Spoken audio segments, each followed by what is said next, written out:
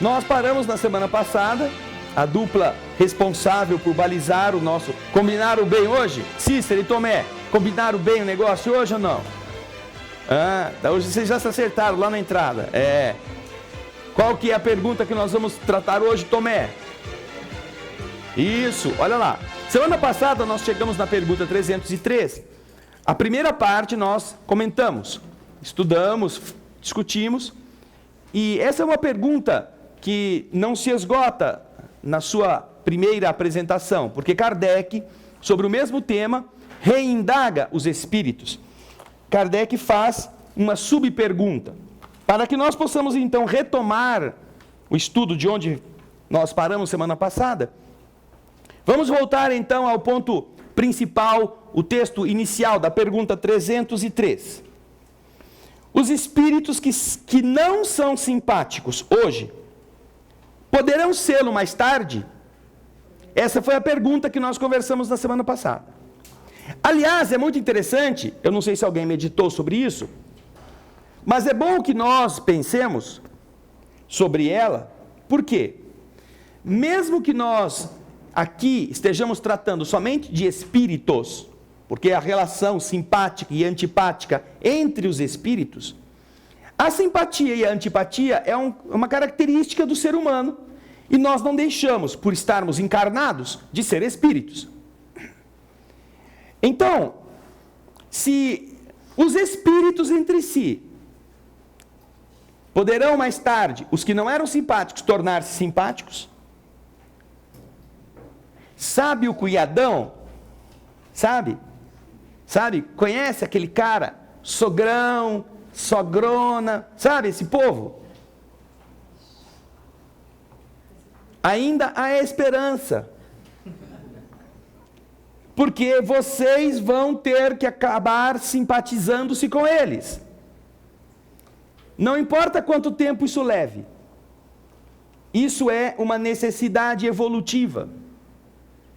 A antipatia nasce, naturalmente, como nós já vimos, de uma dissintonia evolutiva, de pontos de vista, de objetivos. Mas, na medida em que, como nós vamos vendo, os espíritos vão melhorando, começa a haver uma aproximação entre essas partes, às vezes, tão, assim, apartadas uma da outra. Tão antipáticas uma à outra.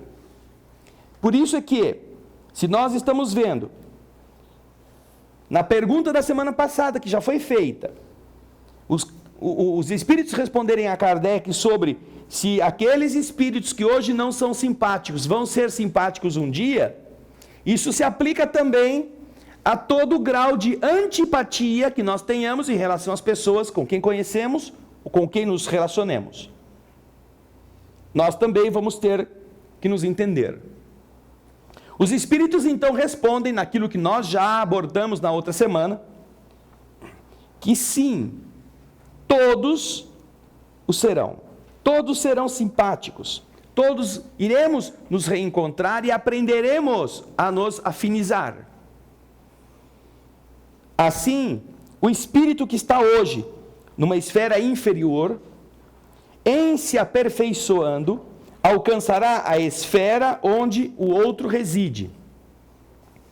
Seu reencontro terá lugar mais prontamente, será mais rápido, se o espírito mais elevado, suportando mal as provas a que está submetido, permanece no mesmo estado.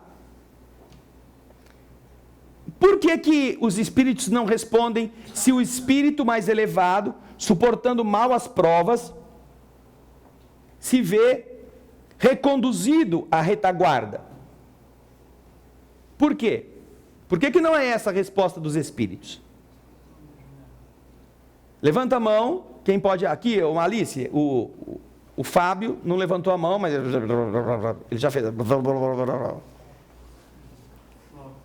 Certo, mas eu acho que ele não degenera, né? Ele não desaprende o que já aprendeu. Isso. É muito simples. Esse é um pressuposto da evolução. Os espíritos não retroagem, eles não degeneram, eles não, uma vez atingido um certo estágio evolutivo, não voltam para o estágio anterior. Portanto, o espírito que já está num mundo melhor, salvo nas questões missionárias, nas questões em que ele se candidate a ir a um mundo inferior para ajudar em determinadas missões, ele permanecerá nesse mundo em que ele se encontra. Mesmo que ele, não suportando bem as provas daquele mundo, não progrida aceleradamente. Então, se há um Zezinho aqui atrasadinho, e tem a mãezinha dele, o paizinho dele, alguém que ele gostou muito, que já está num outro mundo, até por aguentar o cara. O cara aguentou tanto que até foi guindado para o mundo melhor, porque era um mala. Se lá no mundo melhor, esse espírito empenhar-se bastante, empenhar-se em evoluir e enfrentar as provas, ele continuará progredindo. E ele pode ir rapidamente para níveis superiores ainda. Mas, se lá ele der umas escorregadas, ele não vou ficar aqui numa boa, gostei tanto aqui que eu quero tirar umas férias aqui. E o que está aqui embaixo, o Zezinho, arrependido e querendo melhorar, ele se empenhar bastante, mais depressa eles poderão se encontrar num nível melhor. Agora, é claro que a velocidade depende de cada um. Não é aquele negócio, vai devagar para eu te alcançar, sabe? Esse negócio assim, não evolui não, porque assim eu chego mais depressa aí. Isso é algo que não está na ordem do universo solicitarmos. Cada um vai caminhando conforme seu empenho.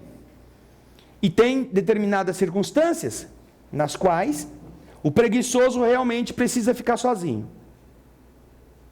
Como um mau aluno, nos bons tempos em que a escola reprovava, ele via seus amigos irem para outra turma e ele ficava com todo um povo diferente.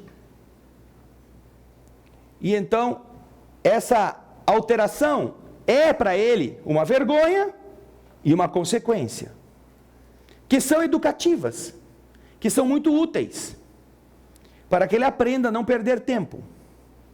Ele está colhendo o que ele realmente quis, por não ter seguido o caminho dos outros, ou por não ter se conduzido dentro do que se era esperado de cada um. Por falar em educação a esse respeito, eu estou lendo, ainda não terminei, mas ela é muito instrutiva, muito útil, uma entrevista feita com um irmão nosso, uma pessoa muito capacitada, um português, que está nas páginas amarelas da última revista Veja. Não costumo também fazer propaganda desse tipo de mídia, mas as coisas que são boas nós precisamos realmente informar. Essa revista, logo no começo, no meio dos 50 milhões de propagandas que ela faz, ela tem páginas amarelas que são entrevistas com personalidades.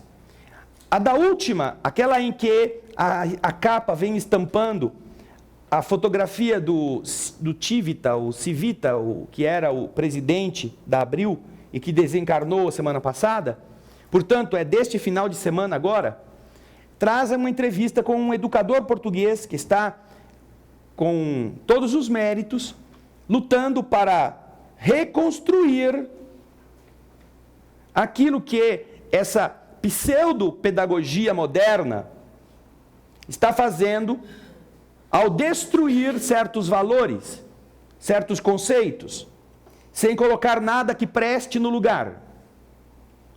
Então, é muito interessante que todos possam recorrer a essa leitura, mesmo que não concordem com ela, e mesmo que os que são adeptos daquilo que se chama de construtivismo, ou outros tipos de educação fajutadas na modernidade, achem que são importantes, e deve ter alguma coisa de útil em algum momento, em algum lugar disso. Mas é importante que você leia para que faça uma análise crítica do que está acontecendo, como ele está fazendo. Exatamente com essas conotações de, não pode ter prova porque isso estressa o aluno. O aluno tem que aprender no momento dele. Esse negócio de ficar decorando, isso é uma violência à inteligência do aluno. Esses, como ele diz lá, deixa eu ver se eu me lembro a palavra que ele usa, esse eduquês, que é o vocabulário politicamente correto desse tipo de construção mentirosa, que nós, em grande parte desta sociedade moderna, estamos adotando, realmente, com base em pesquisas de cientistas, de neurociência e outras, ele está mostrando quão precárias são essas escolhas. Quão desguarnecidos de segurança, de certeza, crescem os filhos que nunca vão aprender uma tabuada, não vão saber quanto é a multiplicação, porque não podem ser obrigados a decorar e a guardar na sua cabeça. É uma leitura bastante interessante, eu acho muito oportuna. Está na revista Veja, nas páginas amarelas, desta revista que trouxe a foto de Roberto Civita, o que desencarnou na semana passada.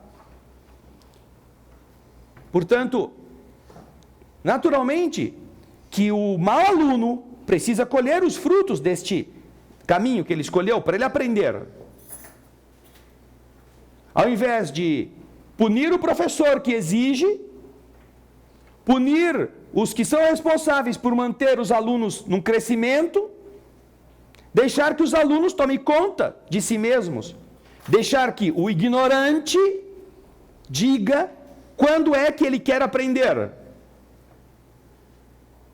Deixar que o ignorante, o preguiçoso, diga se vai ser testado para saber aquilo que ele deveria estar sabendo. Então, esta construção, que é aparentemente uma postura da modernidade pseudo-democrática, ressalvados aqui todos os processos que devem ser combatidos, de privilégios, de facilidades para os que têm recursos entrarem nas universidades, enquanto os pobres não têm chance, tudo isso é ruim, tudo isso tem que ser combatido, tudo isso tem que ser colocado de verdade como um problema a ser superado. Mas é necessário que nós voltemos a nos lembrar que em uma sociedade onde o merecimento funciona, há por que você se empenhar. No nosso nível evolutivo, como espíritos atrasados que nós somos, este talvez seja um dos critérios mais honestos para nos estimular à melhoria. O merecimento, o esforço, a capacitação. E quando você não merece, naturalmente, não é justo que você tenha. Quando você não se capacita, quando você não estuda, quando você não se esforça, não é justo que você ganhe o prêmio. Ah, mas ele vai ficar estressado se for reprovado, se tiver que fazer uma prova. Ué. E o dia que ele sair da escola? Quem é que vai dar emprego para ele não ficar estressado? Quem é que vai dar o dinheirinho para ele comprar a comida dele, a roupa, pagar o aluguel dele? Porque se não derem, ele vai ficar estressado. E estão tentando fazer isso mesmo, estão tentando criar bolsa de todos os tipos, e não só aqui no Brasil, mas em muitos lugares do mundo, para estimular os inúteis a continuarem inúteis, dependendo da sustentação pública, enquanto que os que trabalham, se sentindo cada vez mais apenados por tributos, por impostos, por um peso de uma sociedade capenga, com a desculpa de que quer ser justa com os incompetentes. O mundo espiritual não funciona assim. Eu tenho lembrado a todos os que estão aqui, que se acham que é vantagem ter privilégios por serem grávidas, por serem da terceira idade, por terem deficiências, aproveitem bastante. enquanto estão na terra. Porque no plano espiritual não funciona desse jeito. Ai, eu cheguei aqui e fui direto para o umbral. Ninguém respeitou meus cabelos brancos. Eu tenho mais de 80. Pelo menos no umbral deveria ter uma pocinha exclusiva para a terceira idade. Nem lá tem pocinha exclusiva. Escrito assim, idoso. Porque qual é a sua idade? Qual é? Qual é a sua idade? Mesmo na Terra, nós achamos que idade é quilometragem temporal. Nós dizemos, eu tenho tantos anos. E os seus anos são medidos não por sua causa. São medidos porque convencionou-se que a cada vez que a Terra desse uma volta em torno do Sol, completasse um ano. É um ciclo da natureza que se utilizou para dizer que você está um ano mais velho. Mas a verdade é, qual é a sua idade? É uma coisa muito difícil você entender qual é, se você for analisar quais são as suas atitudes. E então você se lembra da infância, quando você estava brincando com um carrinho, e o seu amiguinho, que também viu você feliz, foi lá e quis tomar o seu carrinho. Só porque você estava contente. Aí ele toma o seu carrinho, você arruma um outro carrinho, começa a brincar e fica feliz brincando, aí ele vê você feliz com o outro carrinho, ele vai lá e quer tomar o seu carrinho de novo. Ele não quer brincar. Ele quer fazer você não ficar feliz ou ficar mais feliz do que ele. Mas ele é uma criança. Tem 3, 4, 5 anos. Mas nós que crescemos no corpo com essas idades que significam apenas a translação da Terra ao redor do Sol, nos conduzimos assim. Nós somos adultos ciumentos, infantiloides. Nós não gostamos que ninguém esteja mais feliz do que a gente. Quando alguém está assim, a gente quer saber o que ele está fazendo, onde é que ele está indo. Porque a gente quer também. Se não der para tomar, a gente quer ir também para ficar por cima. Nosso desajuste emocional é tão grande que nós não temos condições de dizer que emocionalmente nós temos a idade que cronologicamente a carteira de identidade demonstra. Você se apaixonou por uma moça, por um rapaz. Legal. Mas ele não quer saber de você. Ai, que desgraça. Ela não quer mais, não quer saber, não gosta de você. Não, mas tem que gostar. E aí você entra em depressão porque você se declara e a pessoa diz não. Qual o problema? Ou todos têm que gostar de você só porque você se deu ao luxo de gostar deles ou delas? Mas a gente não gosta de ser contrariado, como nenhuma criança gosta. Nós achamos que a pessoa que nos demitiu e que disse que nós não éramos eficientes tem raiva da gente. Nós não reconhecemos que realmente ele tem razão, porque poderemos estar ineficientes, poderemos estar preguiçosos. Nós não gostamos que nenhum dos nossos amigos do nosso círculo progrida mais do que a gente, material, social ou espiritualmente. Basta que alguém comece a ter algumas atitudes um pouco mais nobres e todo mundo cai em cima daquele coitado para criticá-lo, para tentar fazê-lo voltar atrás, para fazer ele desistir disso. Em uma roda de fumantes, basta um dizer que não está mais fumando, que ele começa a ser visto como uma pessoa esquisita. Numa roda de bebuns ou de amantes do copo, basta que um que antes tomava falar, olha gente, eu não estou mais podendo beber. Então ele não serve mais. Ou todo mundo vai fazer pressão para que ele continue fumando ou continue bebendo, para ele fazer parte daquela confraria. Ou a confraria exclui o cara que melhora, porque é insuportável no meio de fracos, de criaturas incapazes de se manter, de dizerem a si mesmos que aquilo não é adequado e não vão mais fazer, que um esteja fazendo e os outros não. A grande desculpa das mentes medíocres é: todo mundo faz. Esse é o grande modo de justificar-se. Mas todo mundo é assim. Todo mundo assiste novela, por que eu não posso assistir? Qual que é o problema? Então as pessoas que não raciocinam se aquilo é bom ou ruim, mas querem ter assunto, porque se não assiste novela, geralmente a maior parte das pessoas não tem do que falar, né? Porque é um tambor na cabeça. Não tem um assunto mais profundo, não tem uma conversa mais nobre, não tem uma opinião filosófica a respeito de nada. Então as pessoas estão: eu assisti porque todo mundo assiste, afinal a gente tem que falar alguma coisa. Essa é a maneira pela qual nós continuamos a ser medíocres. E é claro que os medíocres não gostam de prova. Pergunta para o mau aluno, para o preguiçoso, se ele vai gostar de alguém submetê-lo a um teste.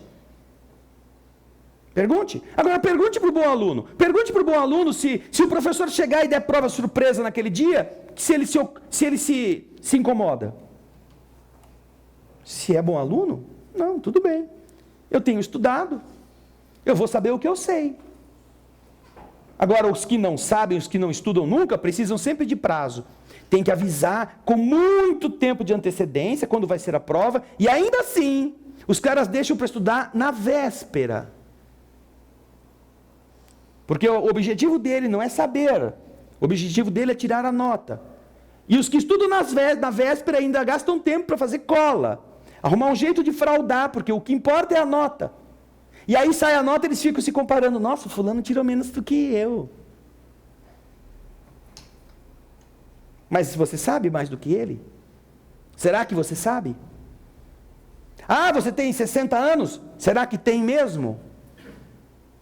Se você estiver numa fila e alguém passar na sua frente, como você vai agir? Se alguém falar mal de você, te criticando, e você fica sabendo depois, qual é a sua reação? Você é adulto, é capaz de tomar conta dos seus negócios? E alguém que você ama, por alguma fragilidade emocional, resolveu largar você e procurar outra. Como é que você reage a isto? Então, essa é a sua idade. A nossa idade. Não é aquela que está na carteira de identidade. Portanto, esse negócio de: eu sou da terceira idade. Aproveita enquanto você está aqui na terra, que ainda tem espaço para isso. Mas do lado de lá, não existe esse negócio, porque qual é a sua idade? Nenhum de nós aqui tem menos do que alguns milhões de anos. Nenhum de nós. Como espíritos. Todos nós temos alguns milhões de anos. Desde que quando fomos criados por Deus, até o dia de hoje. Então, quem tem 1 milhão de anos e uns 15 dias, é mais velho do que quem tem 1 milhão de anos e 10 dias? Não, está todo mundo na mesma veieira, igual. Então, do lado de lá, a coisa não funciona assim. É um outro parâmetro. É aquilo que espiritualmente nós construímos para nós. Há pessoas que, tendo vivido 1 milhão de anos, estão em planetas felizes. Estão em mundos superiores. Passaram por todo esse projeto em que nós estamos agora passando.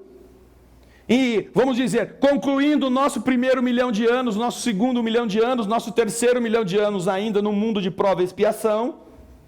Enquanto outros aceleraram tanto, aproveitaram tanto, tiveram tanta vontade que já estão muito lá na frente. Por isso, Quando nós aprendermos a progredir na velocidade possível, aqueles que estão preguiçosos lá atrás não têm o direito de falar assim, ó, vai devagar aí, porque eu quero te alcançar. É o oposto que tem que funcionar. Como o mundo espiritual nos tem mostrado, vem os espíritos lá do alto, vem os espíritos melhores e dizem, vamos, vamos desocupar o espaço, que tem outros mais atrasados que precisam vir para cá. O que vocês estão aí?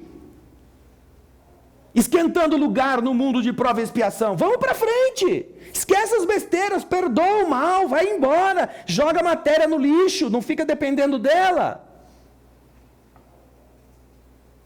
É isso que fazem os espíritos melhores, para estimular os espíritos piores a que caminhem. Não os espíritos piorem, ou os espíritos piores desejarem que o universo vá mais devagar, para eles não se estressarem, para eles não ficarem assim, ai, não tenho sossego. Não, de ter muito sossego que nós estamos aqui. É de muitas férias, de muito descanso, de muito fim de semana prolongado que nós estamos aqui num planeta tão atrasado como esse. Querem saber por quê também? Vamos fazer as contas. Um ano tem 12 meses. Certo? Nesses 12 meses nós temos 52 fins de semana. Se um ano tem 365 dias, 52 fins de semana correspondem a 104 dias. Alguém vai pondo no papel aí e vai fazendo a conta. 365 dias menos 104. 52 fins de semana, são 52 sábados e domingos que nós não trabalhamos, certo?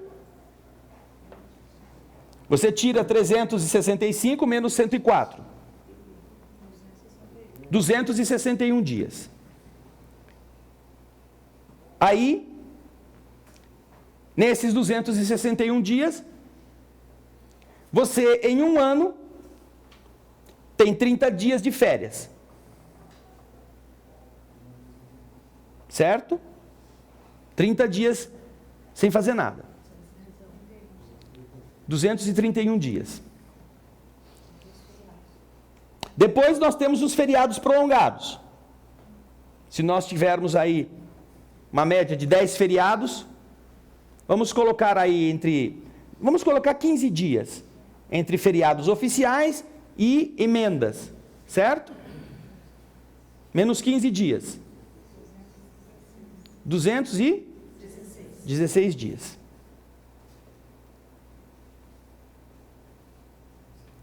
Você tem 365 dias num ano, e neste ano você trabalha, quanto que deu até agora? 216 dias. Só considerando fim de semana, férias, feriados prolongados. Isso dá 1/3. 1/3 do ano, nós não fazemos nada. Passeamos, descansamos.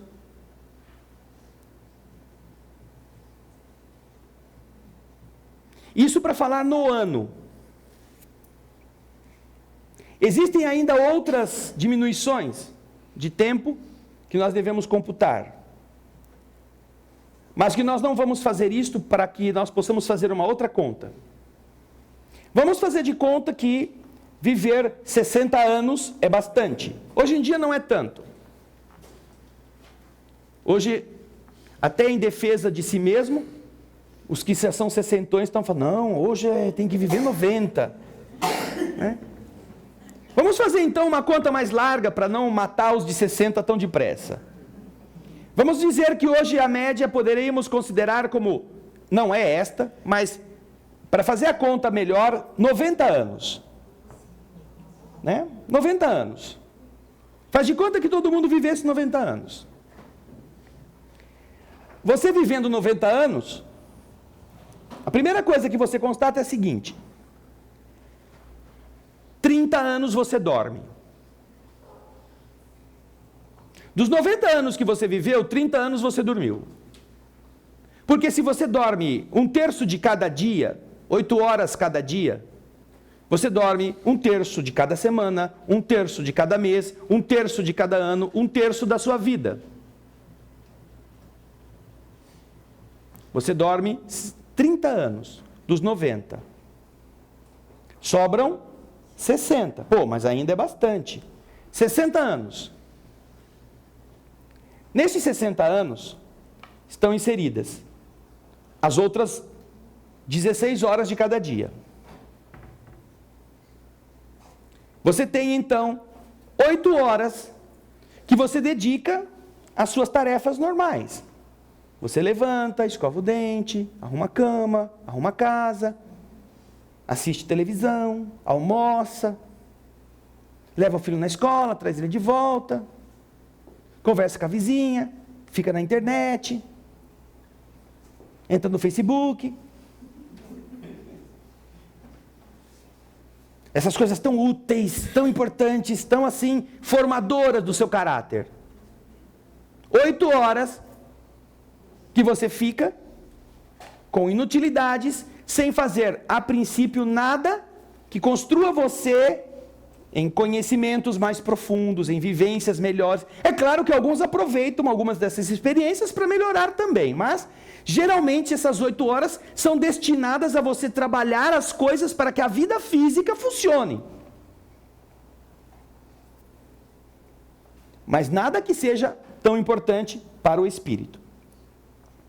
Então, 30 anos da sua vida de 90 você passa nisso.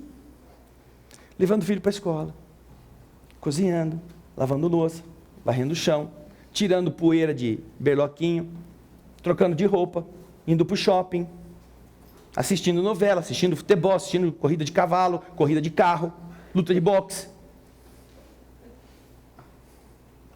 E outras coisas que cada um imagina. Pô, mas tudo bem, né? Ainda sobra 8 horas que eu trabalho como um camelo. Então, 30 anos você trabalha bastante. Será? 30 anos destinados a você trabalhar.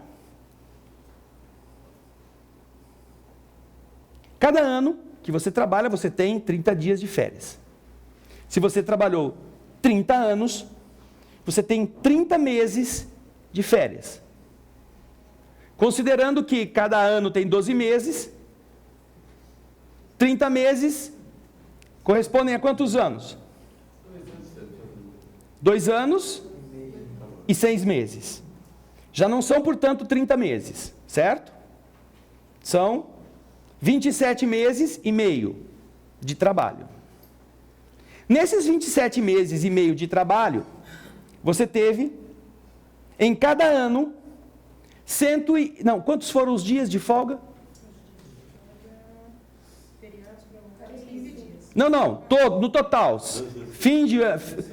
216 são os dias normais. 104 fim de semana, mais o feriado, mais as férias, 150 dias, põe aí. Então, a cada ano, 150 dias corresponderia a 1/3 aproximado.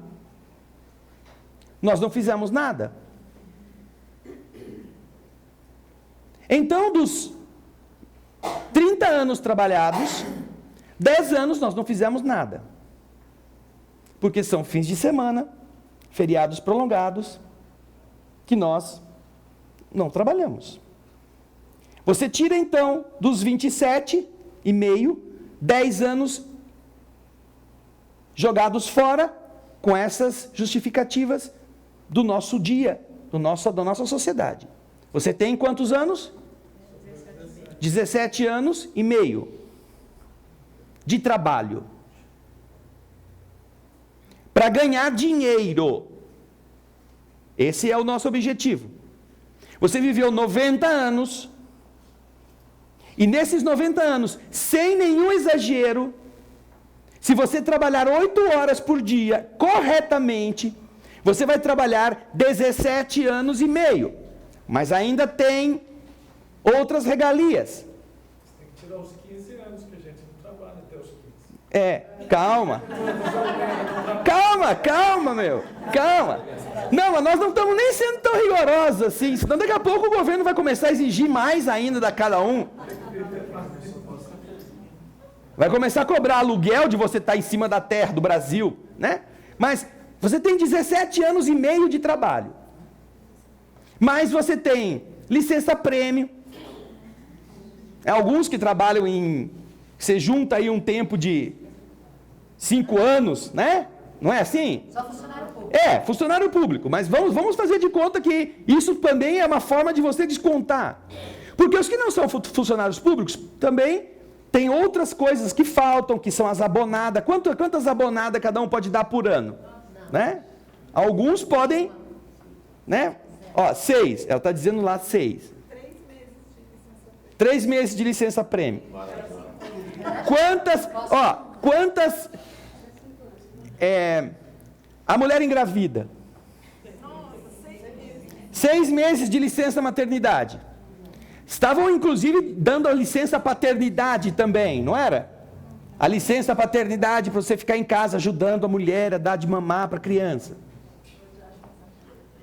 Vamos fazer de conta que a gente chegue no número de 15 anos.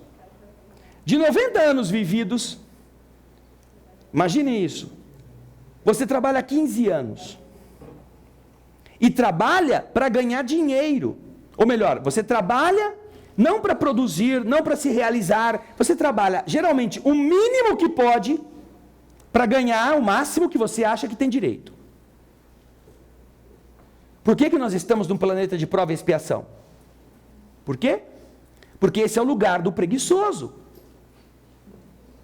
Nós estamos vivendo exatamente onde vivem os inúteis, os que são medíocres, que gostam de gastar o seu tempo na televisão, com coisas que não são importantes.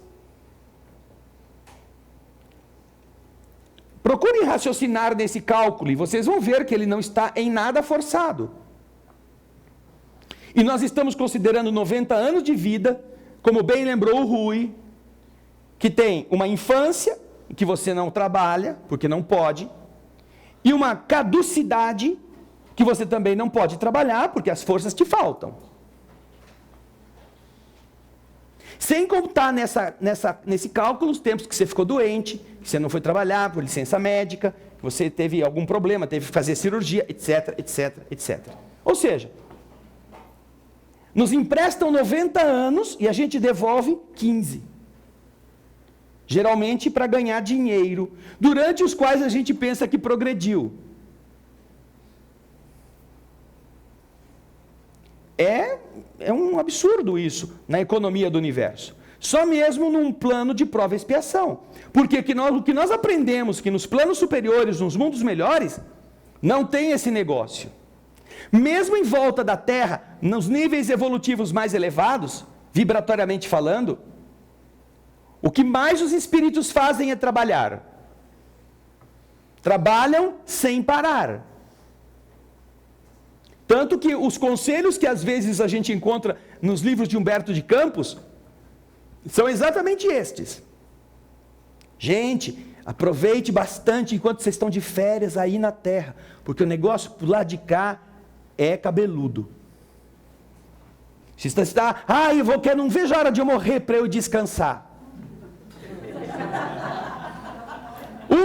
Em uma das obras de Humberto de Campos existe uma história que ele conta exatamente disso: morrer para descansar.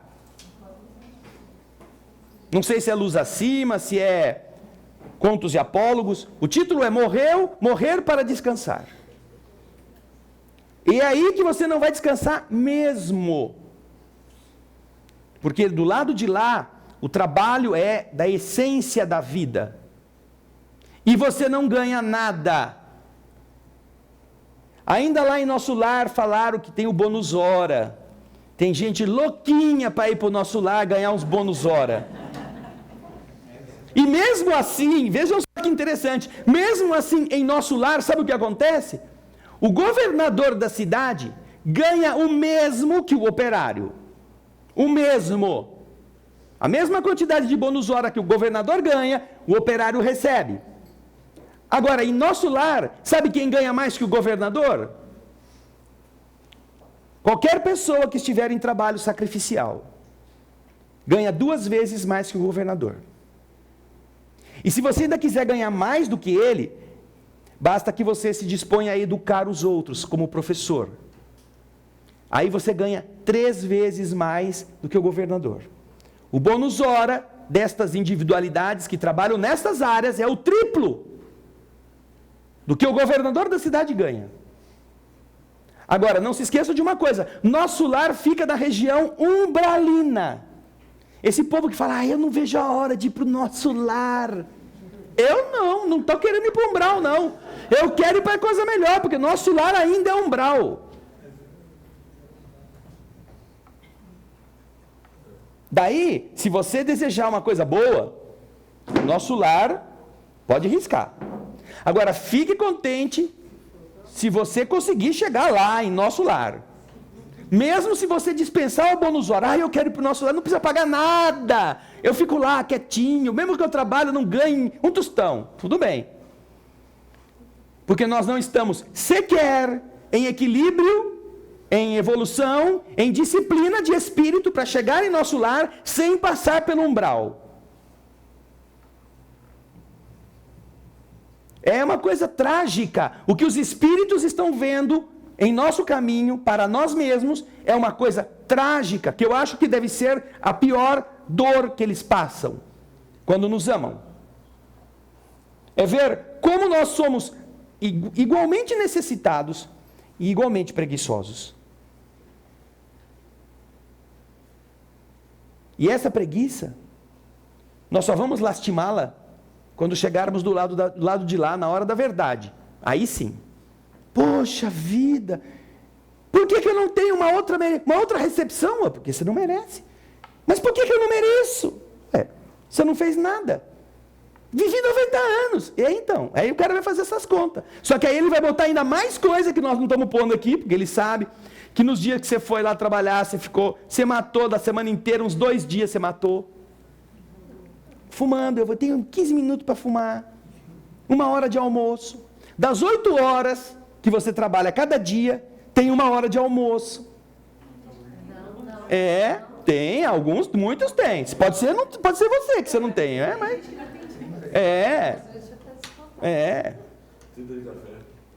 tem o café, tem a pausa para o cigarro, porque os fumantes ainda têm o direito de fumar. Ou seja, se eles vão contar tudo isso, no plano espiritual cada um tem uma ficha. Cada um de nós. Humberto de Campos fala isso. Inclusive tem o texto que se chama A Ficha. Acharam aí? O autor, irmão X, escreveu no livro, qual é o nome do livro? Juliana, nome do livro. Deixa eu ver, onde é que você... Não, isso é a mensagem, esse é o nome do site. Vai lá para baixo, vê se ele faz alguma referência. Aonde está essa mensagem? Não, você não pegou ainda, mas é a história do Sérgio Mafra. Ela colocou para mim o título do Morrer para Descansar. Agora, além desse, existe um que se chama A Ficha. A Ficha. Humberto de Campos. Obrigado, Alice. Alice já trouxe aqui para mim. Está no livro Contos e Apólogos. E cada um de nós tem uma dessa.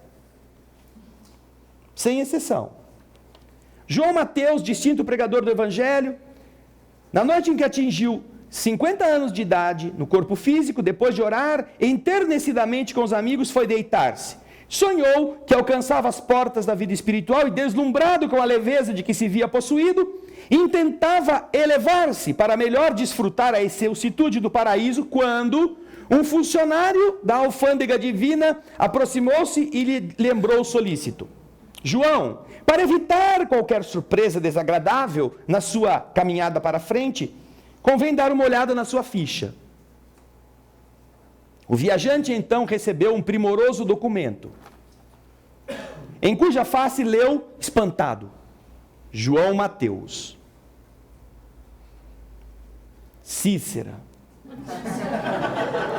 Tomé, Raul Mendonça, Valdiner, Ricardão, Norilei.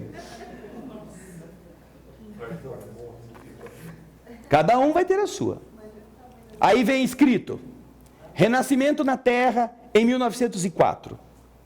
Berço manso, pais carinhosos e amigos, inteligência preciosa, cérebro claro, instrução digna, bons livros,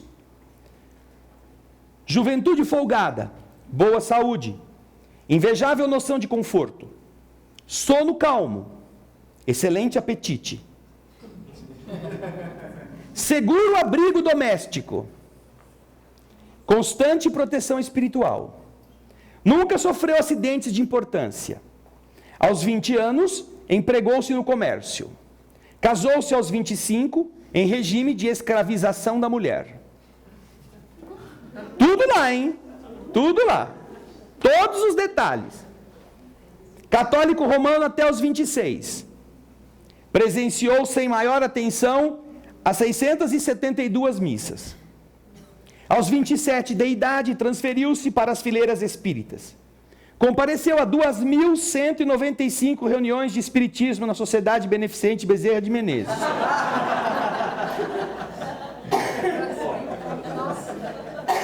Sob a invocação de Jesus. Realizou 1.602 palestras e pregações doutrinárias. Escreve páginas e cartas comoventes. Notável narrador. Polemista cauteloso, 4 filhos, boa mesa em casa, não encontra tempo para auxiliar os filhos na procura do Cristo, tem que ganhar dinheiro, horas. Efetuou 106 viagens de repouso e distração, grande intolerância para com os vizinhos, refratário a qualquer mudança de hábitos para prestar serviço aos outros. Nunca percebe se ofende o próximo através da sua conduta, mas revela extrema suscetibilidade ante a conduta dos outros em relação a ele.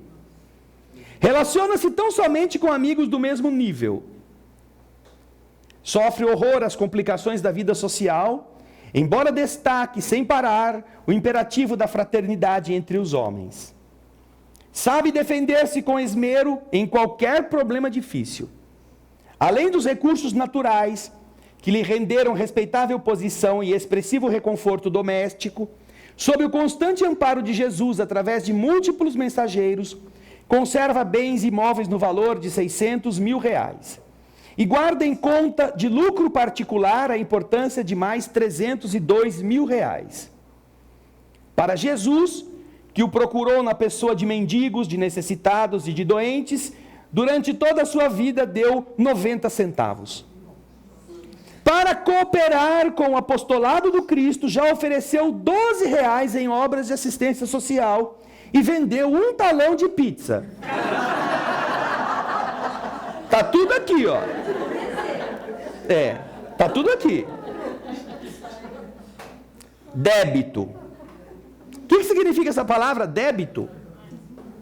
O que é débito? Dívida, menos, vermelho. Aí, quando ele ia ler o débito, referente às suas próprias dívidas, fortemente impressionado, João Mateus acordou. Era de manhã. À noite, bem-humorado, reuniu seus companheiros, contando-lhes o sonho que tivera. Estava transformado, dizia ele. O sonho havia modificado o seu modo de pensar. Ele, a partir daquele dia, ia consagrar-se a trabalhos mais vivos, mais diretos no movimento espírita. Pretendia renovar-se por dentro, reuniria agora palavra e ação. Para isso, achava-se disposto a colaborar substancialmente na construção de um lar destinado à recuperação de crianças desabrigadas, que desde muito ele desejava socorrer, mas até então nunca tinha feito nada. A experiência daquela noite inesquecível era, de certo, um aviso precioso. E sorridente despediu-se dos irmãos de Ideal, solicitando-lhes um novo reencontro para o dia seguinte, quando eles iriam assentar as bases da obra que eles estavam agora querendo realizar. Contudo, na noite imediata, quando os amigos lhe bateram a porta, vitimado por um acidente das coronárias, João Mateus estava morto. E agora tinha só a ficha. Agora ele ia conhecer o débito, pessoalmente. Então, quando nós vemos estas coisas, e isto todos nós temos, não importa se a gente é gente grande, se a gente é adolescente, se a gente é criança, todos nós temos este acompanhamento constante. Nós devemos nos lembrar que a nossa vida futura, o nosso amanhã, depende do nosso agora, do nosso hoje. Se observarmos que na Terra as pessoas estão preocupadas em o que elas vão ser quando crescer, a pergunta verdadeira nós devíamos fazer é: o que você vai ser depois que o seu corpo morrer? Porque quando você crescer, não vai mudar muita coisa para o futuro se você for um engenheiro, for um carpinteiro, for um dentista, for uma cozinheira. Mas o que você vai ser depois que o seu corpo morrer, vai mudar como você vai viver cada uma dessas experiências. Como você vai fazer na Terra. Isto sim. Quando chegarmos do lado de lá, teremos outra visão. E já teremos aproveitado o tempo antes. Então, quando dissemos aqui que a questão de você ter um desafeto na Terra, é bom você procurar, enquanto está na Terra, aproximar-se, relevar, esquecer, tentar ajudá-lo, tentar diminuir a distância. Isso poderá beneficiar você depois.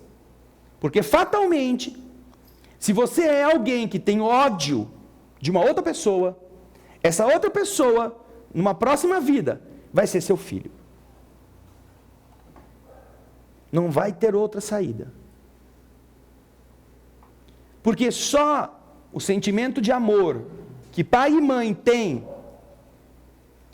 por alguém que nasce deles, que eles ajudam a modelar no corpo, é capaz, às vezes, de começar a drenar esses ódios de séculos.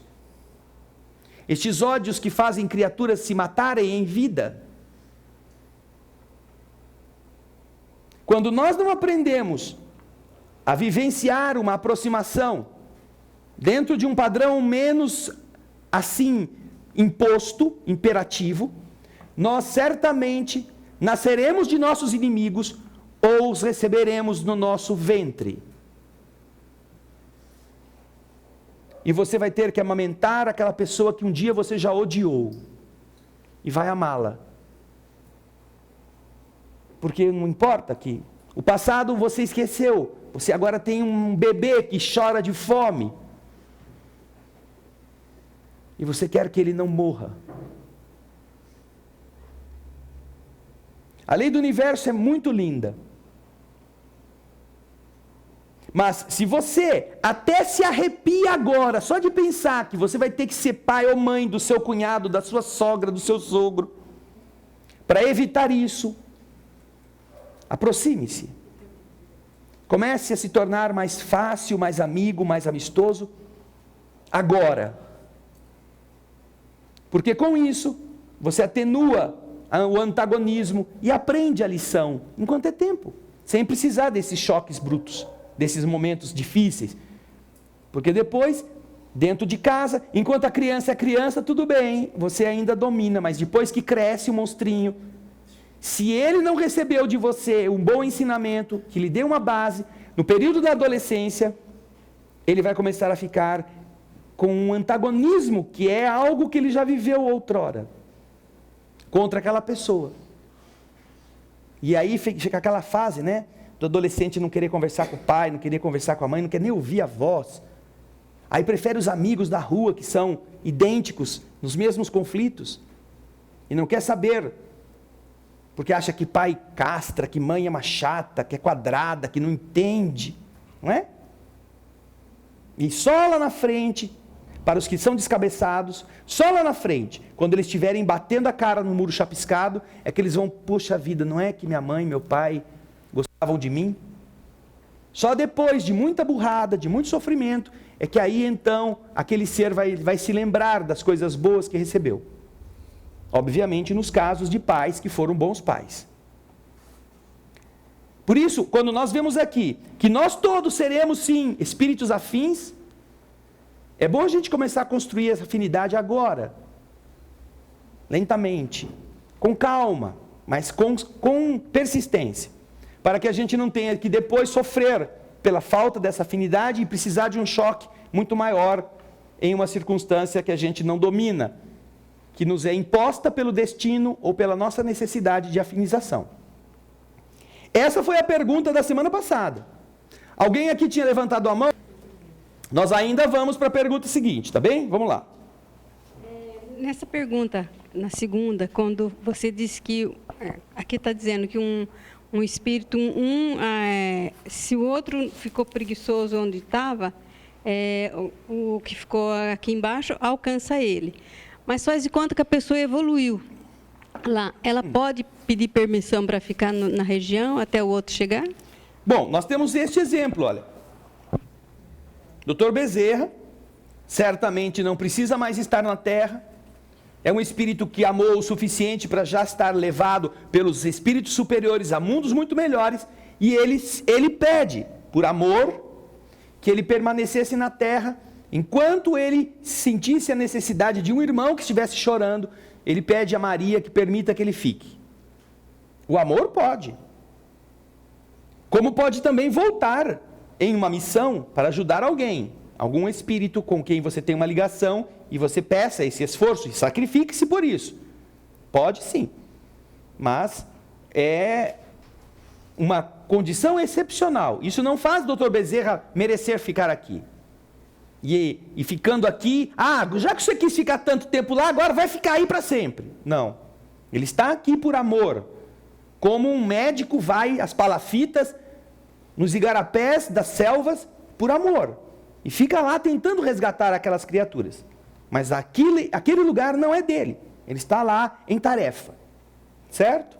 O professor, que lá vai ganhar mais, ele vai trabalhar para melhorar a inteligência, o psique dos outros espíritos. E todas estas profissões, pedreiro, engenheiro, advogado... Terão outras aplicações do lado de lá. Não terá função... Terão, claro. A finalidade da profissão é permitir, como diz o espírito Clarencio, a André Luiz, no livro Nosso Lar, que... Tudo bem, Alice. Cada profissão é apenas uma ficha de serviço. Não importa qual seja o título dela. Quando o Clarencio vai analisar o pedido de André Luiz no capítulo 23, 22 do livro Nosso Lar, que André Luiz vai pedir lá, que ele quer trabalhar, né? O espírito Clarencio diz a ele, você está querendo aqui, você está dizendo que você aceita qualquer serviço, mas você tem vontade de ser médico de novo, como você era lá na Terra. Só que você não se conduziu como devia na Terra, como médico, para poder esperar aqui ser médico. Porque a medicina daqui é totalmente diferente da medicina de lá. Então, Clarencio explica que as relações profissionais são apenas fichas de serviço. Como você desempenhou aquilo? Isso que vai dizer quem você é. Agora, quando falamos aqui que 15 anos a gente viveu, dos 90, trabalhando como muito... Não, eu trabalhei bastante, trabalhou para ganhar dinheiro, porque precisou para comer, precisou para vestir.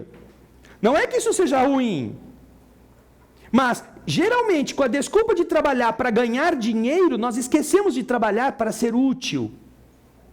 Nós esquecemos de trabalhar porque o nosso potencial de trabalho não é só para ganhar dinheiro.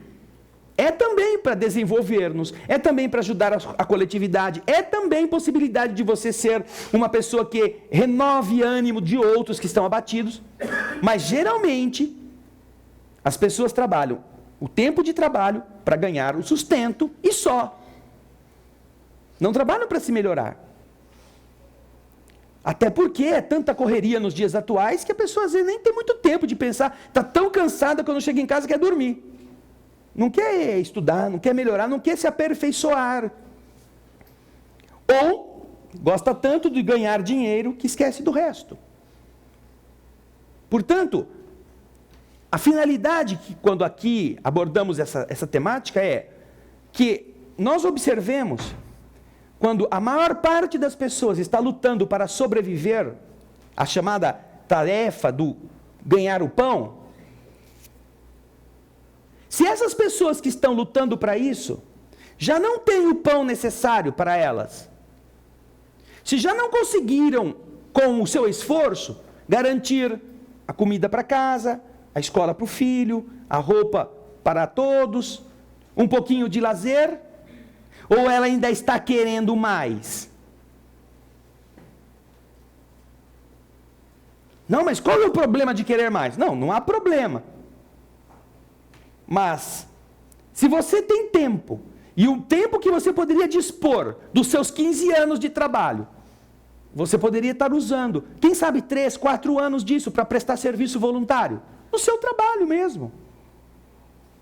Você não estaria ganhando nada. Você descobriu que você já tem o suficiente. Então, vamos aproveitar esse momento que eu já tenho o suficiente. Eu vou dedicar um dia na semana para atender uma pessoa, ou 2 ou 3, que estejam sofrendo sem cobrar nada. Um dia, dos 5, de um trabalho voluntário. Ou então eu vou pegar o meu fim de semana, aí você entra na outra conta, lá, a conta do tempo, né, que a gente não usa, que a gente descansa. Eu vou trabalhar 5 dias e o 6º dia eu vou trabalhar para o meu semelhante. Não vou cobrar nada dele. Mas nós não gostamos dessa conta. A maior parte das pessoas não faz essa conta. Quando a gente já tem o suficiente para nós, a gente fala assim, não, agora eu vou querer dar uma casa para cada filho. Então agora eu vou trabalhar. E a gente usa a desculpa do filho, para que o filho tenha um pé de meiazinho para ele se dar bem quando ele casar, ou quando ele juntar, ou quando ele quiser ter a vida dele.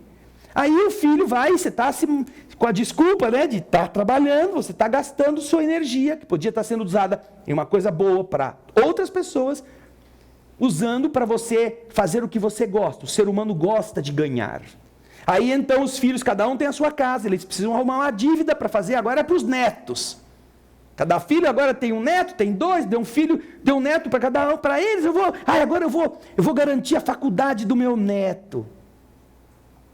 Então, é isso, Valdiner, que nós estamos nos referindo, que a maior parte das pessoas não está interessada mesmo em conseguir o suficiente. Está querendo sempre mais, jogando fora oportunidades de uma saúde que permitiria que ele investisse naquilo que ele espera encontrar depois desta vida. Quando um dia na semana que ele doasse por amor aos necessitados no seu emprego, no seu trabalho profissional, por exemplo, se ele fosse autônomo, ele estaria construindo, do outro lado da vida, uma coisa muito melhor para ele mesmo. Que é ele que vai ter que enfrentar. Nós vimos lá, o instrutor, depois que descasca o André Luiz, e o André Luiz fica tão arrasado com ele mesmo, porque ele queria virar um ovo frito, queria virar um quiabo, escapar por qualquer buraco. Maldita hora que eu vim aqui pedir para trabalhar, meu Deus do céu, esse homem me conhece até melhor do que eu. Aí o instrutor diz para ele, não pense você que eu só tenho palavras duras para te dizer. A sua ficha, olha lá a ficha, hein? Sua ficha mostra muita insensatez, muita reflexão, muito abuso, mas também mostra que ao longo dos seus 15 anos de clínica, você deu 6.000 consultas de graça. Não foram consultas assim que você fez por amor. Foi por brincadeira. Não tem dinheiro para pagar, uma hora você paga. Outra hora você passa aí e deixa. Ou foi porque a secretária empurrou um pobrezinho lá para ele atender no fim do expediente. 6.000 consultas de graça, a contabilidade divina tem a seu favor. E além disso, das 6.000 pessoas que você atendeu, 15 ainda oram por você. Agradecidas. 15. Isto se levanta em seu favor. Mesmo as outras que não oraram por você, são contabilizadas aqui como coisas que você fez em favor de alguém, mesmo sem querer. E por causa disso, você está autorizado a ser ajudante do ajudante, do ajudante, do ajudante, do ajudante do faxineiro. Não é do faxineiro, do enfermeiro. E ele então é autorizado a começar a trabalhar nas câmaras de retificação, no serviço de limpeza dos vômitos e excrementos que as entidades emanavam quando estavam ali, vindas do umbral. E ele fica contente de poder começar a ser alguém que é útil. Então, Waldiner, essa interpretação que você está dando não é daquilo que eu disse, é de como você está lendo. 15 anos de trabalhar para ganhar dinheiro. É essa a verdade. Perguntemos-nos se nós precisamos de mais do que o necessário para a sobrevivência e ter um pouco de relativo conforto. Mas se nós já não temos mais do que tudo isto, quando conseguimos, aí nós queremos a viagem. Quando temos a viagem, nós queremos o apartamento na praia. Quando temos o apartamento na praia, nós queremos o barco. Quando temos o barco, queremos o helicóptero. Que são catapultas para a gente continuar a fazer aquilo que a gente, no fundo, quer ganhar. Então, essa é uma realidade que nós temos que enfrentar. Ah, mas se você falar então que não vai mais trabalhar, vai atender os pobrezinhos, vão falar que você é fanático. Olha aí, olha os medíocres com medo que apareça alguém que viva o que eles sabem que é importante, mas que eles não têm coragem de viver. Os medíocres que criticam qualquer atitude de nobreza são covardes. Porque eles não querem que ninguém mostre para eles na prática que aquilo é possível. Por isso que eles atacam essa pessoa. Porque eles têm que ridicularizar. Porque já me pensou se vira moda? Vocês já notaram como um bom aluno na sala de aula, ele é esculachado pelos bandidos, dos safados, dos preguiçosos? Ele é tratado de todo tipo de nome, de puxa-saco, de queridinho, de CDF. Ele é ridicularizado pelos outros colegas que são os bonzão, os sem vergonha, os vagabundos que não estudam. Por quê? Porque mais ofensivo do que ter alguém que vá bem na prova, não há para um cara que esteve na mesma sala, ouviu a mesma lição, leu o mesmo livro e não foi capaz de tirar aquela nota. Isso humilha a ignorância. E o recurso da ignorância é ofender quem faz essa ignorância aparecer. É menosprezar aquela pessoa que é competente, que é devotada. E vocês observam isso não só na escola. Todo bom profissional é achincalhado pelos seus amigos. Toda pessoa, geralmente, toda pessoa que tem valores, que tem princípios, é objeto de risadinhas. Alguém descobre que ele é manco, que ele é vesgo, que tem bafo de onça, para ter o que falar mal dessa pessoa. Porque essa pessoa tem tantos valores que os medíocres se envergonham. Então tem que ressaltar algum problema. Mas isso é próprio de um mundo de prova e expiação. Porque imagina se a regra fosse aquilo que só é capaz aquele indivíduo que foi bom aluno. Todos os outros estavam reprovados. Todo mundo ia ficar para trás. Imagina você ter que estudar, todo dia chegar em casa e ter que estudar, não sair, não passear no fim de semana, ou ficar do sábado ou domingo em casa estudando, como o outro fica. Que isso? O povo vai para a universidade para fazer farra. Pode observar. Geralmente a fase a fase do curso superior é quando o cara sai de casa, quando a menina sai de casa, e aí ela pode ficar longe da mãe, bebendo, fumando, se drogando, se prostituindo quase, ao invés de ir estudar. E esses vão se formar para serem profissionais que vão cuidar dos outros, imagina. Tem sempre as exceções dos caras e das meninas que vão para lá para se formar. E aí você vê, passando o tempo da faculdade, né? Os que vão se destacando e os que vão ficando na rabeira. Aí os que vão ficando na rabeira, quando vai chegando o fim do curso, vai todo mundo pedir ajuda para aqueles que estudaram. Mas o que nós estamos fazendo no mundo em que existe escola? Se existe escola, tem uma finalidade. Qual é a finalidade da escola? É para você ir lá ficar jogando bola? Ou é para você estudar? E por que é ruim estudar? Porque a gente é preguiçoso. Não é porque a escola seja ruim. É porque o nosso espírito não gosta de disciplina, não gosta de melhorar, não gosta de se empenhar por ele mesmo. Aí tem uma escola que tem horário. Ai, mas escola com horário é muito ruim. Então, que escola como? Você vai quando você quer? Eu faço um teste, eu faço um desafio a qualquer pessoa aqui. Comece a fazer um curso à distância. Inscreva-se. Hoje tem muito disso. Ensino à distância. Inscreva-se num curso à distância. E veja se você termina ele.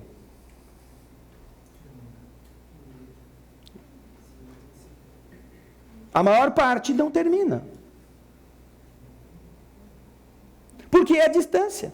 Você vai a hora que você quer. Você não se disciplina. O nosso grande problema é esse, na construção do nosso amanhã. É falta de vontade.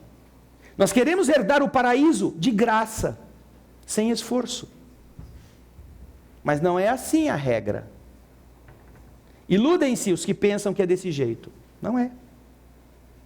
Então, são 15 anos, vocês não acham pouco? Em 90 anos de vida, 15 anos de trabalho e ainda assim para ganhar o dinheiro? É muito ou é pouco? Quem acha que é muito? Levanta a mão. Eu respeito. Eu respeito, eu não vou chincalhar não. Mas levanta a mão, tenha coragem de achar que numa vida de 90 anos, 15 anos é suficiente. Não é? É insignificante. Agora, faz um movimento para exigir que as pessoas trabalhem mais. Pare de pagar a cesta básica, o pão disso, o pão daquilo, como é que chama aqueles negócios lá? Bolsa disso, bolsa daquilo. Pare de pagar para você ver o que essas pessoas estão assim, empenhadas na melhoria, o que elas vão fazer? O medíocre não quer perder privilégios. Sempre foi assim. Fala, Rui. André, traçando um paralelo nisso que você está dizendo, e dando razão, porque as dificuldades são muitas. Ontem de manhã eu leio o Evangelho e ontem eu li exatamente o trecho do Progresso, onde dizia que o homem primitivo inicia somente na busca da sobrevivência, mas que a busca dele, a inteligência em desenvolver, vai aprimorar a ciência e o desenvolvimento aqui desse mundo, né? Sim. E aí, naquele momento, refletindo, a gente olha o início desse homem primitivo, a evolução aí nesses milênios, a época medieval e o que estamos hoje, né? Sim. E mesmo que a humanidade esteja preguiçosa, comparando aqueles tempos anteriores, eu acho que se a gente colocar mais uns 20 mil anos para frente, o homem vai chegar numa evolução de espiritualidade muito grande, porque por mais homem médio. Eu acho que o homem médio, o ser humano, o grossão, né? O homem, não, porque naturalmente 20 mil anos... Não, estou pondo 20 mil anos para colocar muitos anos. Eu estou falando porque é uma estimativa tempo que é menor, genérica para dar tempo de todos os mais atrasadinhos poderem chegar, não é? Porque... vamos dizer, eu não posso precisar, mas assim... eu acho que a humanidade caminha no progresso da espiritualidade e no progresso material. E seria natural que talvez o homem deixasse mais o trabalho físico e braçal para ele ter mais tempo para cuidar da casa do espírito, que é do corpo, cuidar da saúde dele, do bem físico dele, da sanidade mental, do que e ter tempo para desenvolver o espírito, quer dizer, estudar mais. Hoje, milhões de pessoas a mais estudam, quer dizer, a massa que se forma do conhecimento infinitamente maior do que há 50, 100 anos, a 200 anos exponencialmente. Claro. E isso gera um movimento, naquilo que a gente estuda, quer dizer, se nós plasmamos a paz mundial, quando a gente inicia aqui, e isso influencia a humanidade, se tem alguns milhões hoje a mais que plasmam o conhecimento, isso influencia a humanidade e volta aqui como a chuva, o ciclo da chuva. Sim. Então, assim, mesmo todo esse paralelo que você traçou, eu acho que 20 anos é pouco a gente trabalhar. 20 mil anos? Ah, 20 anos? 20 anos é pouco. A gente trabalha 10, 12, 15 horas por dia e às vezes falta um pouco desse trabalho que você fala, que é trabalhar não para a acumulação do bem, mas trabalhar para os outros. Porque sabe o que acontece? Mesmo nesses 15 anos que você trabalha para ganhar dinheiro, você poderia usar este ganhar dinheiro para, além do dinheiro, você desenvolver-se como espírito. Você poderia ser um funcionário diligente, você poderia ser alguém que presta serviços para o seu companheiro de trabalho, você poderia ser gentil, você poderia se interessar pelas pessoas que você tem que atender. Você poderia, mesmo para ganhar o dinheiro, melhorar-se espiritualmente, coisa que a gente não dá valor. O nosso desejo de ter o salário no fim do mês faz com que a gente ache que nossa função é bater carimbo, bater carimbo, bater carimbo, bater carimbo, e quando deu o horário, você fecha o guichê e vai embora. É. Quando você poderia bater carimbo e ajudar as pessoas, se interessar por elas, fazer alguma coisa a mais no próprio trabalho, entendeu? Então, você poderia estar ganhando em evolução até durante os 15 anos, em que você estaria só visando a sobrevivência física, aproveitando esse tempo também com o enriquecimento do seu espírito, melhorando, porque é um dever do espírito. Quando você vai no livro O Evangelho segundo o Espiritismo e vai lá buscar os superiores e os inferiores, você vai ver quais são os deveres dos superiores e os deveres dos inferiores. Lá o dever está explicitando isso. O inferior tem deveres a cumprir na tarefa que ele vai realizar. Quando a gente aprende a fazer isso, nós melhoramos enquanto trabalhamos. Mas geralmente a gente não melhora espiritualmente quando trabalha. A gente não melhora espiritualmente quando está buscando o filho na escola, assistindo televisão, tomando banho. A gente está cuidando da vida material. E vai melhorar muito menos ainda quando está dormindo. Porque quando está dormindo, aí está os caras lá, você não fez isso, você deixou de fazer aquilo, é mesmo, né? Vou ver se amanhã eu volto e começo a fazer diferente. E volto no dia seguinte e a mesma rotina se impõe. Então, o aproveitamento da reencarnação, se você espreme tudo, de uma laranja inteira tem algumas gotas, que às vezes são decorrentes do sofrimento. Aí quando sofre, aí quando a dor chega, aí a pessoa para. Aí a pessoa, eu não vou trabalhar tanto, olha como, meu Deus, o que eu fiz com o meu corpo, meu Deus do céu, eu tenho agora que tomar esse remédio, aquele remédio. O médico falou que se eu não fizer ginástica, se eu não fizer exercício, se eu não parar de ficar nervoso. Então aí, o que você poderia ter feito por escolha, você vai ter que fazer por uma imposição do sofrimento. Mas é isso que os espíritos estão tentando evitar, que a gente tenha que enfrentar. Nós vamos receber aqui os nossos participantes da noite, mas antes disso, nós vamos terminar a pergunta 303. Dois espíritos que são simpáticos, um dia poderão deixar de ser simpáticos? Dois espíritos que são simpáticos. Por que eles são simpáticos? Porque eles estão na mesma sintonia, têm os mesmos interesses. Essa é a regra da simpatia. Então, um dia, esses que eram simpáticos podem deixar de ser simpáticos? Sim. Pode. Quando? Quando o que acontecer? Quando não houver mais interesses comuns entre eles. Quando é que isso acontece? Quando um evolui e o outro para. Ou quando o outro não caminha. Quando o outro não dá valor para isso. Inclusive, isso é uma causa, inclusive, de separações. Durante a vida física. Separações de casais acontecem muitas vezes enraizadas nesta distorção. Um vai melhorando, um estuda, um se projeta no esforço, o outro fica acomodado. Chega uma hora em que a diferença é tão brutal que é um sacrifício para os dois permanecerem juntos. Não é que tem que se separar. Não é que tem que só porque um fez faculdade e outro não sabe, né, escrever o nome, que eles não servem mais um para o outro. Não, não é isso. Mas é que quando um fica parado, um não melhora, e o outro vai melhorando espiritualmente, chega uma hora que não há mais pontos em comum entre eles. É natural que, antes que se matem, é preferível que se separem. Isso está escrito lá no Evangelho. Portanto, vamos ver a resposta para nós terminarmos este trecho do livro. 2 espíritos simpáticos poderão deixar de sê-lo?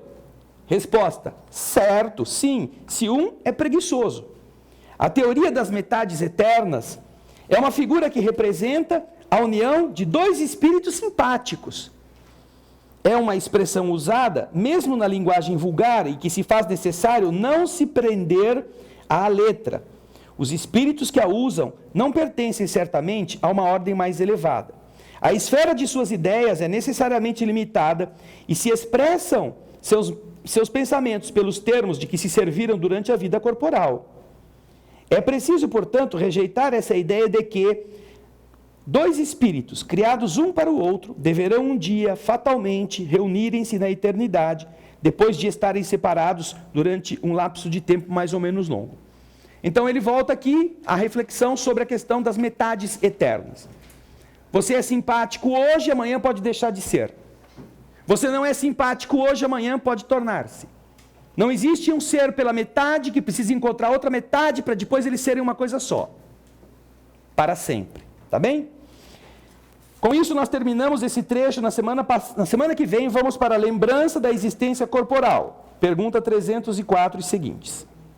Temos aqui ainda tempo para respondermos as perguntas dos nossos telespectadores que nos foram enviadas por e-mail, como é o caso do Adailton de Santos. Nos últimos anos, avançamos na tecnologia, desenvolvendo a inteligência, e em contrapartida parece que perdemos muito dos bons valores morais. Este desequilíbrio estaria retardando o nosso processo evolutivo, impedindo assim que finalmente alcancemos o nível de mundo de regeneração e não mais de mundo de expiação? Não, Adailton, não está. Nós estamos passando por aquilo que é necessário passar. Lá por volta da pergunta 730, 750, você tem a lei de progresso. Vamos pegá-la aqui. 776 começa a lei de progresso. A lei de progresso você vai encontrar exatamente que não há ninguém que possa impedir o progresso. Alguns podem entravar-lhe a marcha, que é a pergunta 781. É dado ao homem o poder de deter a marcha do progresso? Não. Mas o de o entravar algumas vezes. Mas isso não quer dizer que isso não possa ser vencido ou superado. Então, nós estamos vivendo o espectro dos valores que predominam em uma sociedade onde a ignorância é maior do que a sabedoria. Não é uma culpa, não é uma maldade, não é uma ação externa inferior que nos mantém presos. Não, é reflexo de nossas escolhas como conjunto de civilização. Mas nós temos notícias de que esta é uma das muitas civilizações que já existiram na Terra. Inúmeras outras civilizações já existiram, já atingiram o ápice, já decaíram e desapareceram. Hoje são lendas. Lendas. E os espíritos foram renascendo nas outras civilizações que foram sendo modeladas. Portanto, é um processo evolutivo. Não imaginemos que somos nós que vamos ter que, meu Deus, e agora que nós estamos querendo implantar o mundo de regeneração e os outros não estão deixando. Não. Nós implantaremos a regeneração em nós. E é isso o melhor que a gente pode fazer. Quem vai implantar a lei de regeneração ou o estágio de regeneração definitivamente na Terra é a lei do universo, não somos nós. Claro que se a gente estiver apoiando, nós poderemos prestar algum tipo de ajuda.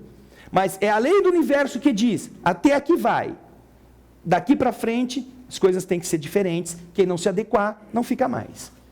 Portanto, não é que nós devamos imaginar que, meu Deus, nós estamos fazendo ao máximo e não vai dar certo. Vamos lembrar que quem organizou tudo isso é a inteligência soberana do universo, com a supervisão do Divino Mestre Jesus, que sabe tudo o que está acontecendo. Nós também fazemos isso com os nossos filhos. Nós vemos os defeitos das crianças, mas você não enjaula a criança na primeira mentira. Você vê que ela está mentindo, você sabe que ela é safada, você vai deixando. Você conversa, você chama, você alerta, você depois começa a exercer certas pressões para definir se ela vai, você vai modelando a árvore. Mas chega um dia que a árvore vai ter que viver por ela. Você fez o que você podia, o resto a vida vai fazer. Então, Adailton, não se preocupe tanto. O mundo de regeneração vai estar instaurado quando a lei do universo assim decidir. Morram quantos corpos forem necessários, não importa. A peste bubônica devastou praticamente 2/3 da população que existia no Velho Mundo. 2/3 morreram. 2/3. Só com uma doencinha. O que tem de gripe andando por aí, você não sabe se você morre da gripe ou se morre da vacina. Não é?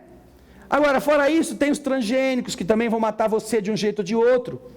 Sem contar no restante de vírus e bactérias que, pela própria estrutura de vida que o homem está fazendo o seu mundo passar, acabaram de extrair, isso eu acredito que não muitos ficaram sabendo, porque isso não é muito importante ser divulgado, descobriram congelado um mamute, uma fêmea,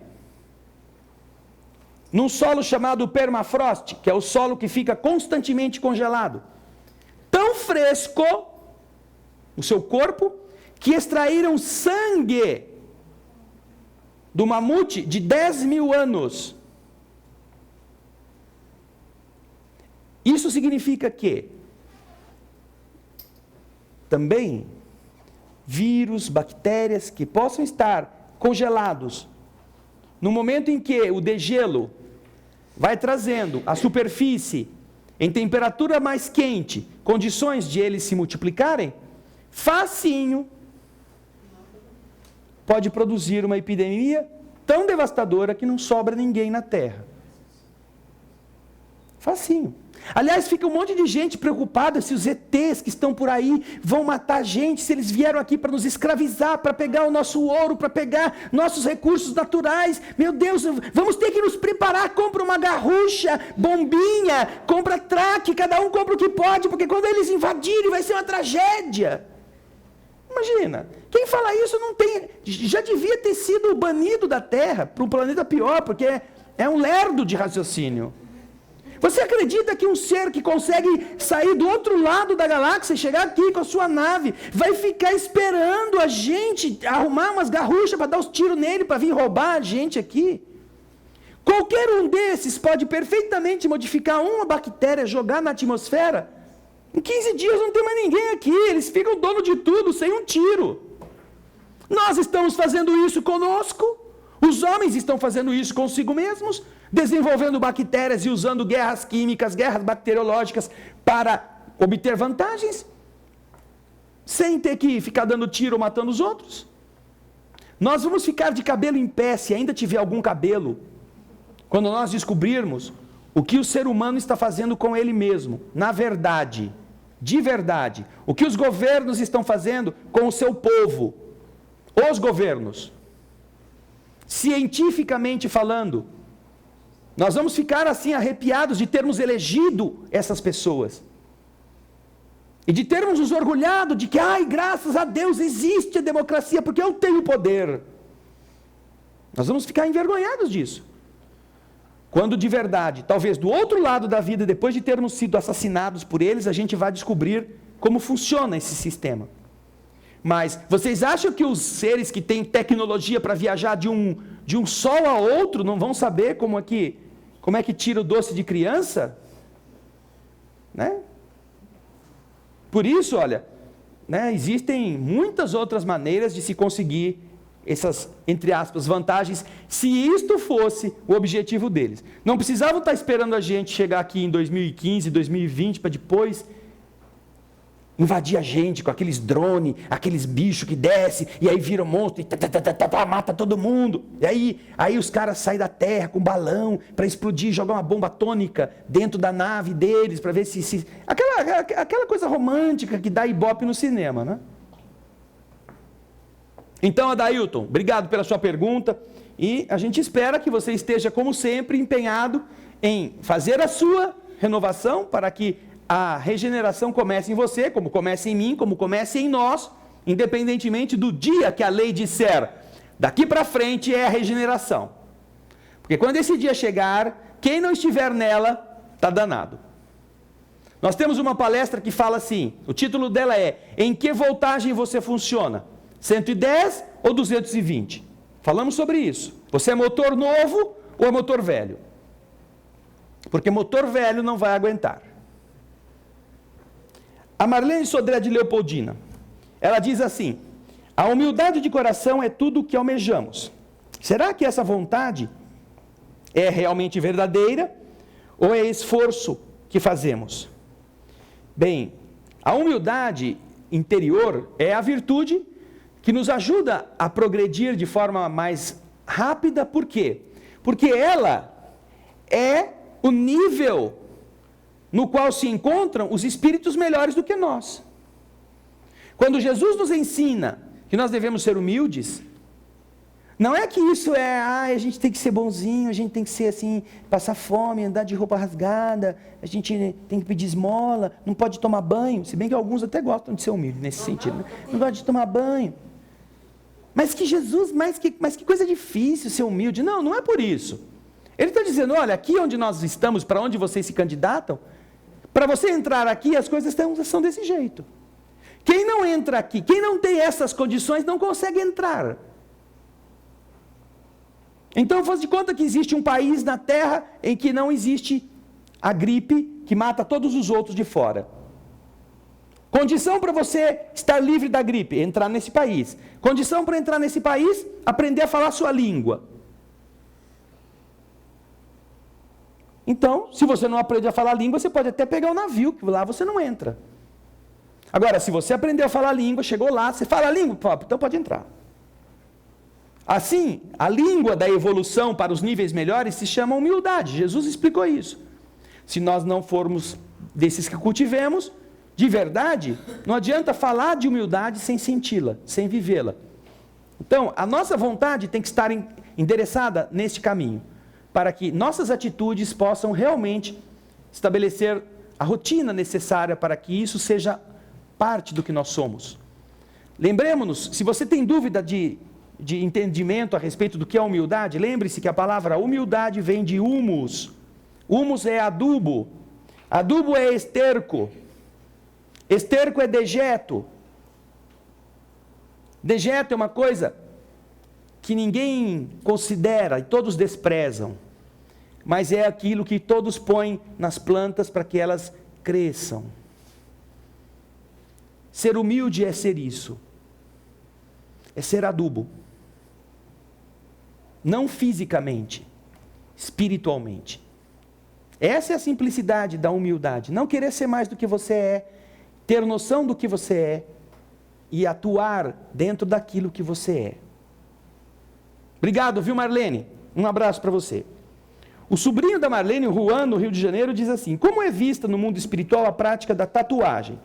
Existe alguma consequência? Obrigado, Juan, pela sua pergunta.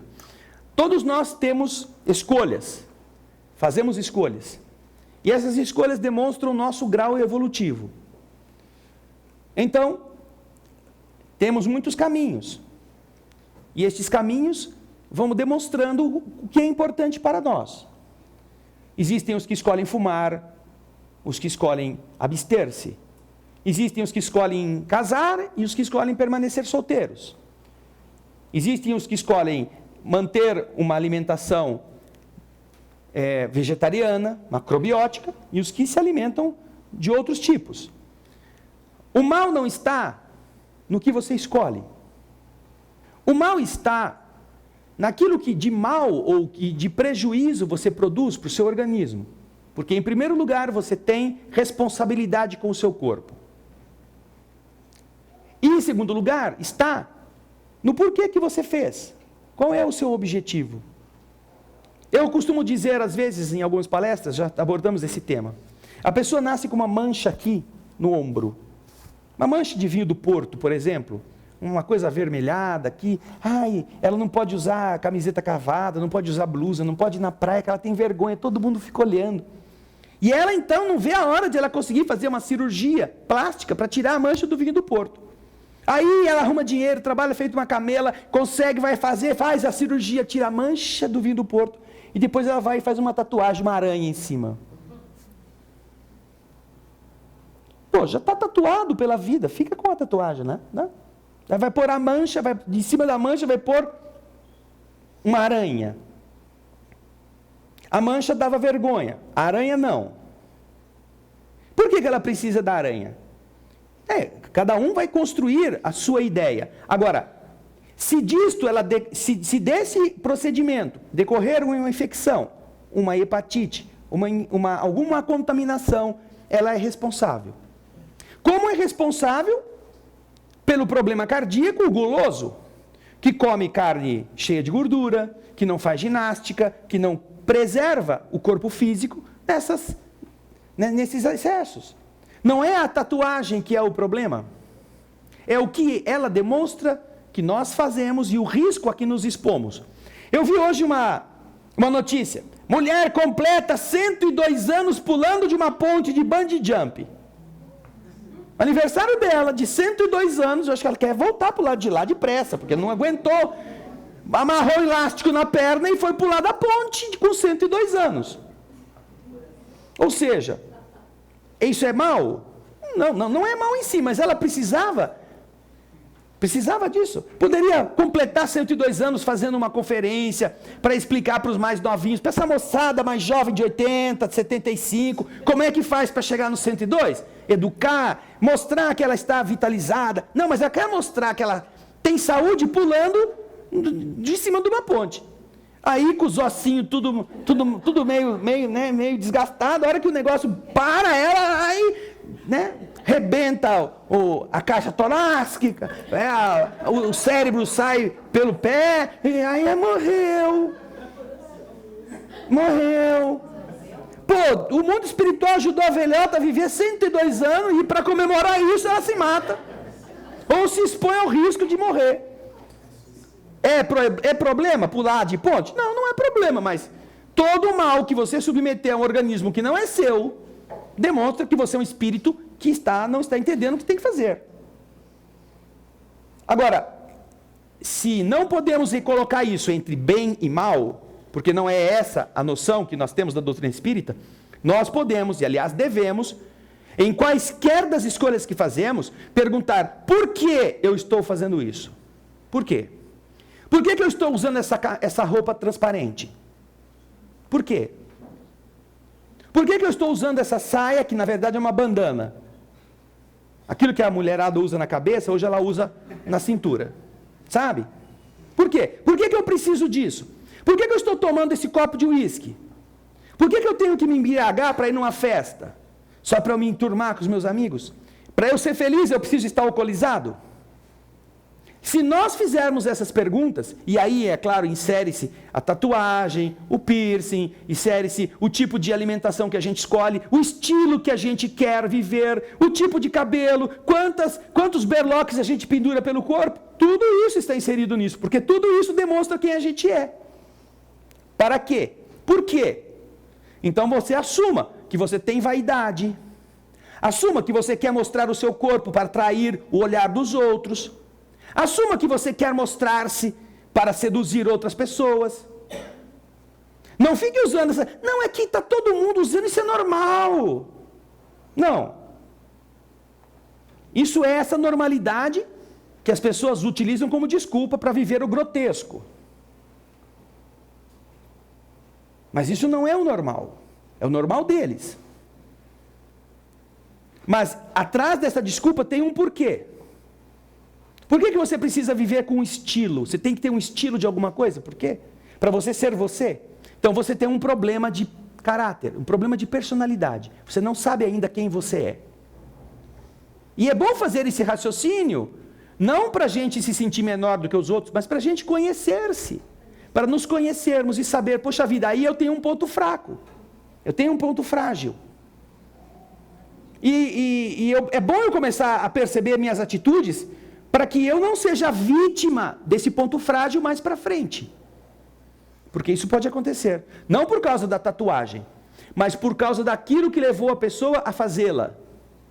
Ah, eu quero imitar meu amigo. Ele fez uma tatuagem, eu também vou fazer. Isso é uma das coisas mais comuns.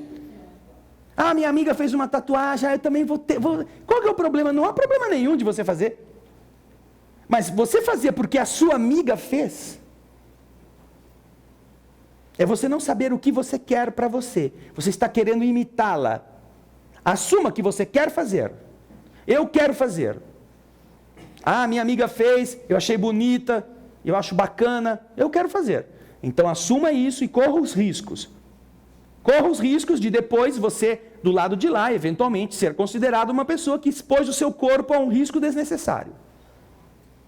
E quando você ficar já bastante mais idoso, em que a estátua da liberdade que você pôs nas costas se transformar no Jabba, aquele personagem do Guerra nas Estrelas, sabe aquele gordão assim, que virou uma batata, né? Aí você não fica escondendo não, porque você quis isto. Porque eu quero ver o que essas pessoas que fazem dragões, aranhas, aquelas coisas, vampiro, quando o netinho, vovó, o que é isso, vovó? Ai, minha netinha, não sei, eu tomei o sol uma vez com uma roupa meio estranha, ficou assim essa marca. Né? Então, assuma. Eu fui da pá virada, né? Eu gostava de um monte de coisa que agora eu vi que não é mais o meu caso. Ou então, bota o netinho lá na garupa da moto e sai cantando pneu ainda para mostrar para ele como é que você era naquele tempo. Que você continua sendo a mesma pessoa. Mas não importa o que seja, tatuagem, piercing, roupa, modismo, não importa. Isso não é ruim ou bom em si mesmo. O mais importante é a gente saber por que nós estamos querendo isto. Qual é o objetivo? Porque é aí que está o problema. E é aí que a gente pode se ajudar. Tá bom, Juan? Muito obrigado pela sua participação. Tem mais alguma coisa, Juliana? A Paula Faraco, de Mineiros do Tietê, diz assim: sobre a educação, os reflexos dessas atitudes já estão aparecendo, diz a Paula. Eu e meus amigos que estamos em sala de aula como professores estamos percebendo e vendo que as consequências e o processo para reverter vai ser difícil. Quando você ensina um aluno a não aprender nada e ele acha que ele está certo, você transforma a escola num ringue em que o aluno bate no professor. Em qualquer professor que exige. E isso é uma complicação, porque hoje a Paula está falando, nós estamos vendo chegar para nós alunos despreparados. Mas o mais grave, Paula, para todos nós, vai ser o dia que você entrar na sala cirúrgica com a apendicite estourada e o médico falar: ô mano, cadê os bagulho pra gente operar a véia aí? Como é que vai ser? Onde que é? Onde que tá as tripas dela? E você é o bagulho, você é a tripa. Tá? Aí vai ser legal. Aí nós vamos ver quanto tempo nós jogamos fora para formar gente medíocre que não sabe a diferença entre circulação venosa e circulação arterial. Muito obrigado, Paula. Obrigado pelo seu carinho. E obrigado a você que nos assistiu até esse momento, você que está participando com a gente. Na semana que vem nós teremos, a partir da pergunta 304, o estudo do Livro dos Espíritos. Nós vamos então fechar os olhos. Obrigado, Jesus, pela oportunidade de unirmos-nos mais uma vez em busca do entendimento, visando a renovação do que somos, através de assimilarmos conceitos novos, conceitos melhores, recuperando-nos das crises e assim, superando cada problema, pelo entendimento daquilo que de bom cada obstáculo nos propicia. Que todos possamos sentir o amparo espiritual, a vibração amiga,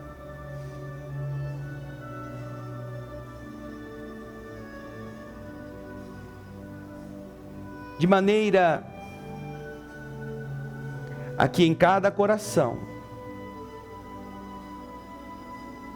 a sintonia do bem seja a expressão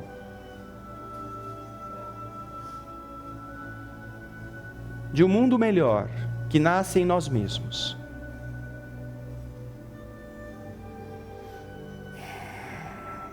Que os espíritos amigos possam envolver cada um, os que estão aqui e aqueles que nos assistem nesse instante através da TV Alvorada Espírita, a formarmos uma grande rede que ilumina corações e consciências ao redor do mundo, vibrando pela paz na terra, pelo equilíbrio entre as nações e pela superação de nossos obstáculos pessoais, ao exercitarmos os conceitos que Jesus nos legou. Com esse propósito, Senhor, nós deixamos em silêncio aos teus pés a oração de Pai Nosso. Pai Nosso,